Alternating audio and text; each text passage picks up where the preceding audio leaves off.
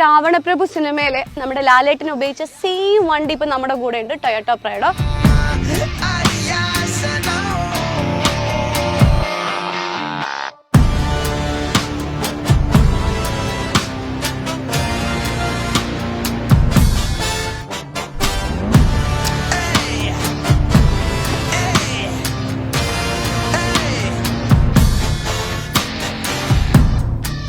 ഈ വണ്ടി പുറത്ത് കൊണ്ടുവന്ന സമയത്ത് ആരെങ്കിലും ചോദിക്കലുണ്ടോ ഇത് നമ്മുടെ ലാലേട്ടന്റെ വണ്ടിയല്ലേ എന്ന്? അങ്ങനെ ഓരോരുത്തർക്കും ചോദിക്കും. ലാലേട്ടൻ പറയാ ഈ വണ്ടിനോട് ഒരു ഇഷ്ടം കൂടി, ഈ വണ്ടി എനിക്ക് തിരിച്ചു തരുമോ എന്ന് ചോദിച്ചാൽ കൊടുക്കാം. ഈ വണ്ടിയിൽ ഏറ്റവും കൂടുതൽ എവിടെയാ? ഓൾ ഇന്ത്യ അടിച്ചോ? ഫുൾ കണ്ടീഷനാ?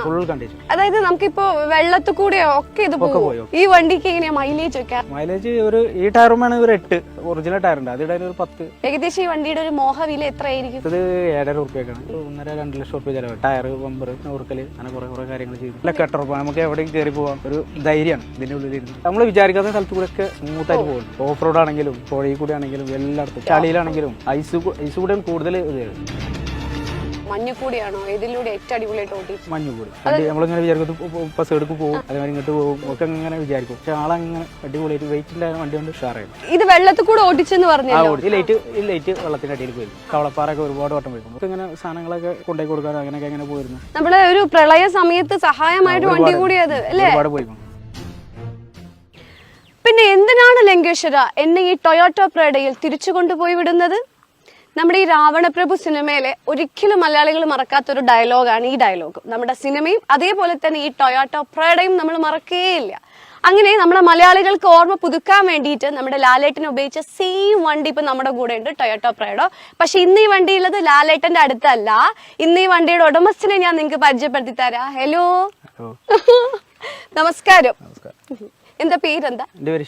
ഷിയാബ് ഖാൻ്റെതാണോ ഈ വണ്ടി? നമ്മുടെ രാവണപ്രഭുല് ലാലേട്ടൻ ഉപയോഗിച്ച വണ്ടിയല്ലേ? ആ സെയിം വണ്ടി. എങ്ങനെ ഇത് ഇവിടെ എത്തി? കയ്യിൽ എങ്ങനെ എത്തി വണ്ടി? അങ്ങനെ ചോദിച്ചാൽ 6 കൊല്ലമായി എന്റെ കയ്യിലുള്ളത്. അനിയന് വണ്ടി കച്ചവടമാണ്, വലിയ വണ്ടികൾ കച്ചവടം ചെയ്യുന്നത്. അതുവഴി വന്നതാണ്. അപ്പൊ അതവിടെ ഇങ്ങനെ കണ്ടപ്പോ പഴയ വിന്റേജ് വണ്ടിയല്ലേ, അപ്പൊ അതവിടെ നിർത്തി. അപ്പൊ അറിയായിരുന്നോ ഇത് മോഹൻലാൽ ഉപയോഗിച്ച വണ്ടിയാണ്? അതേപോലെ വാഴുന്നവരിൽ സുരേഷ് ഗോപി ഉപയോഗിച്ച അതുപോലെ സെയിം വണ്ടിയാണ്. അപ്പൊ അതവിടെ നിർത്തി. ഒരു വണ്ടി പ്രാന്തനാണോ അങ്ങനെ പറയാലോ അല്ലെ? അപ്പൊ ഈ ആ സിനിമയിൽ നോക്കുമ്പോ ഈ വണ്ടിക്ക് ഒരു കളർ ചേഞ്ച് ഉണ്ടോ? പിന്നെ നിങ്ങൾ വന്നിട്ട് മാറ്റിയതാണോ വൈറ്റ്? അതെന്തുകൊണ്ടാ ഈ വൈറ്റ് അടിക്കണം എന്ന് തോന്നാൻ കാര്യം? ഗ്രീനിലും സുന്ദരനായിരുന്നല്ലോ, ഇഷ്ടം. പിന്നെ ഈ വണ്ടി ഇപ്പൊ 6 വർഷമായി കിട്ടിയിട്ടെന്നല്ലേ പറഞ്ഞത്? അപ്പൊ എന്തൊക്കെ ചേഞ്ചസ് ആയി വണ്ടിയിൽ കൊണ്ടുവന്നത്? ബമ്പർ ചേഞ്ച് ചെയ്തിരിക്കുന്നു,